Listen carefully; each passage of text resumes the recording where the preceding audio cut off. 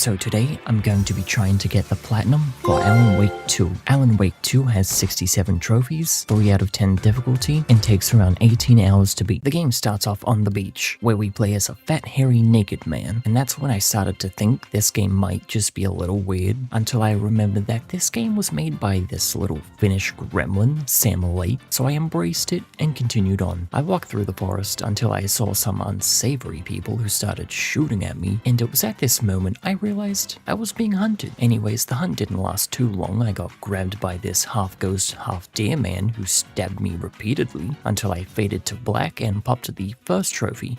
The intro credits roll and we're in the car with the little Finnish gremlin on the way to the crime scene. When we arrive, I pick up this map for a trophy.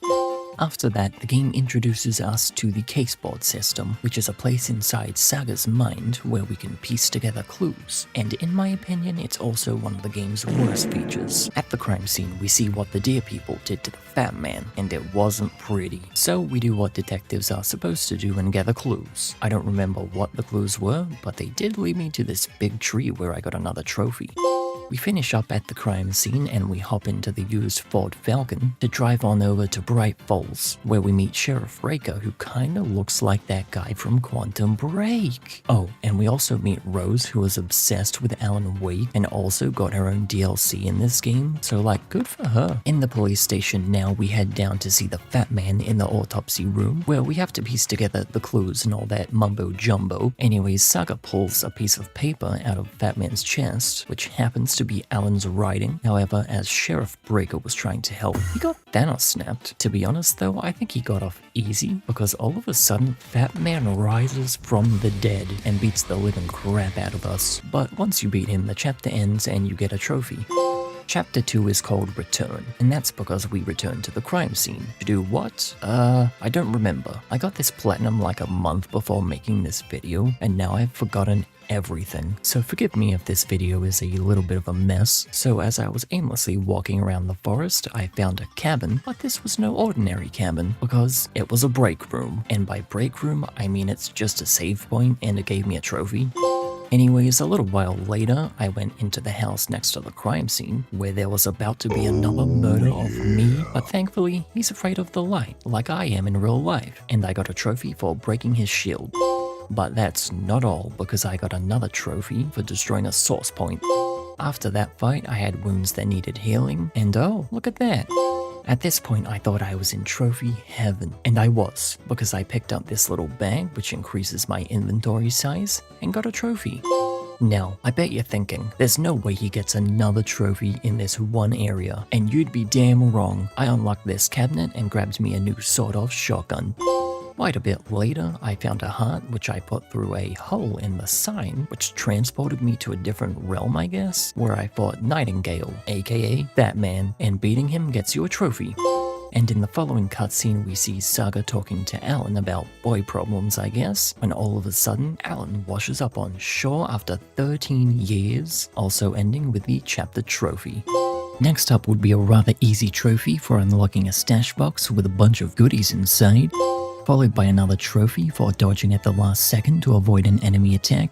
Saga and Gremlin Boy interrogate Alan, who isn't very helpful. Anyways, we get to play as Alan now, who's apparently doing an interview with Black Jimmy Fallon. Anyways, I spent the next hour, give or take, trying to escape the talk show, and I also finished the chapter for a trophy. Afterwards, we were in New York City, where I found a flashlight for a trophy. Then I went into an abandoned railway, which had a bunch of clues and mumbo-jumbo that took me way longer to complete than I'd like to admit. Anyways, towards the end, the Dark Presence would catch up with us, and once you escape it, you get a trophy. And shortly after, you complete the chapter for another trophy. Following that, Alan would go back to his old apartment to watch some tapes of his wife, and no, not the fun kind of tapes. Then you watch a cutscene, which is all you have to do in this chapter, and we get 2 trophies. Now we get to hop back on Saga to run through the forest, where I would find the crossbow. And not even 2 minutes later, I got another trophy for killing an enemy with a single shot from the crossbow. The game then introduced me to the happiest place on earth, Coffee World. This place was everything a 40-year-old divorced dad of 2 working a boring 9-to-5 needed, but all I needed was this one trophy for finding the screwdriver needed to fix the ride. The rest of Coffee World was just finishing a puzzle so I could go into the well to enter the overlap where I fought Mulligan and Thornton, which I thought was a decent boss fight, but anyways I killed them and popped the trophy. And shortly after, finished the chapter. After that, the whole crew were in this cabin, and Alan passes out and wakes up in blood and guts, which is just another normal day for the Doomslayer. Anyways, I go outside to find a double-barrel shotgun, which pops the trophy. And I then walk through the forest a while, only for Alan to pass out again. However, this time a dead man tries to stab me, but luckily Saga is here to save the day. Also, these FBC agents come out of nowhere and pull rank over Saga and arrest my boy Alan, then ending the chapter. In the following chapter, we're back as Saga, exploring this old folks' home, which is where Tor and Odin live, who are just these two old geezers. But long story short, Tor is being plagued by a spirit who forces him to walk into the overlap, where we eventually have to go. But before that, I found the hunting rifle for the trophy. So going back to the overlap, I did all the puzzles and made it in, where I got a trophy for finding bolt cutters. Then I fought the demon spirit thing and killed it, and also completed the chapter.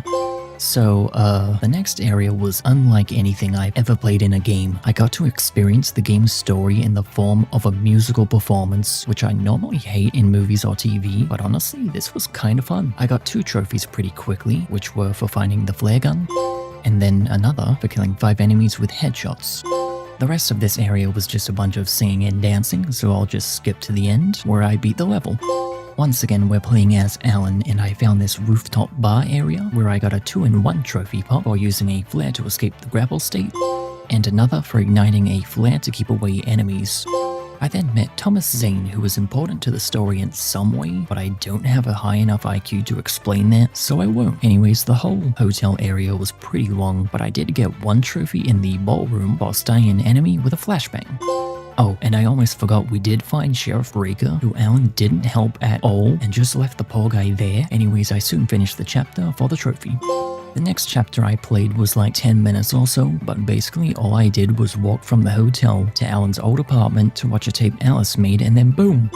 Now after that, we were back in the talk show area, having a confrontation with Mr. Door about something riveting, I'm sure. And just like an RKO out of nowhere, the chapter was over, but not without my trophy first. Moving on, it was finally time for things to start picking up. We play as Saga in the police station, where we find that FBC agent from a while ago who's injured, and then I head down to the cells where she locked up Alan alongside with the Koskela brothers. I tell Alan I have the clicker and promise to let him out. The Koskelas aren't too happy about that, because it turns out Alan is turning heel like John Cena and destroys that poor man. But anyways, for the Scratch boss fight, all you have to do is turn on 3 generators to power the lights to stun Scratch, but he disappears, and that's the chapter end. Honestly, I kind of forget what this chapter was about, but I'm gonna go out on a limb and say that we were trying to bring Alan back to Earth through the power of music, and while I was killing Taken, I got a trophy for interrupting a Taken's relocation attempt with a flashlight boost. So after brutally exterminating the Taken, we tried to bring Alan back, and of course, he was nowhere to be found. Speaking of Alan, that's where we're headed for the next hour and a half, because I was in this theater area doing puzzles and getting lost, which was about the most interesting thing that would happen this chapter, other than finishing it.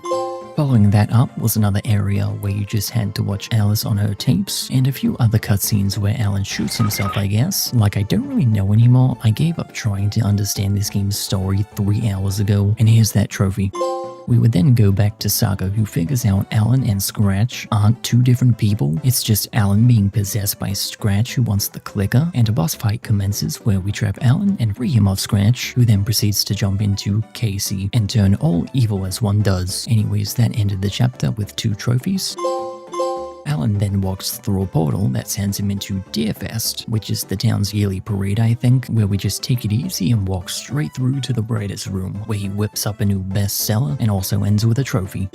So now we're pretty much at the end of the game because I just skipped over all the boring Saga walking sequences. However, Saga ends up escaping the New York overlap, popping a trophy. Going through the overlap led us straight to Alan, who has written the good ending of the story, and when combined with the clicker, it makes Scratch jump back into Alan, who Saga then shoots in the head, killing them both, and that's the end of the story.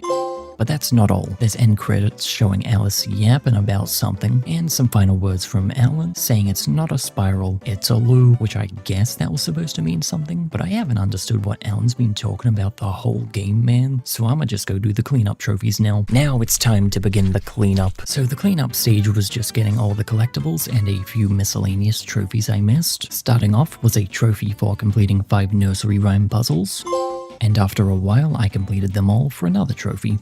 Next was a separate collectible trophy for watching all of the Koskela Brother commercials, and after that I also watched all the Writer's Journey videos. Moving on, I found the pump action shoddy for Saga, and then the last weapon I needed in the game for Alan. Then I got 2 trophies for upgrading a weapon and fully upgrading a weapon. And then it was back to unlocking collectible trophies for finding all nursery rhyme dolls, cult stashes, lunchboxes, and charms. Thankfully, I then got an easy trophy for killing an enemy with an explosion. I then went back to Coffee World to shoot Mr. Dippy for banging my wife.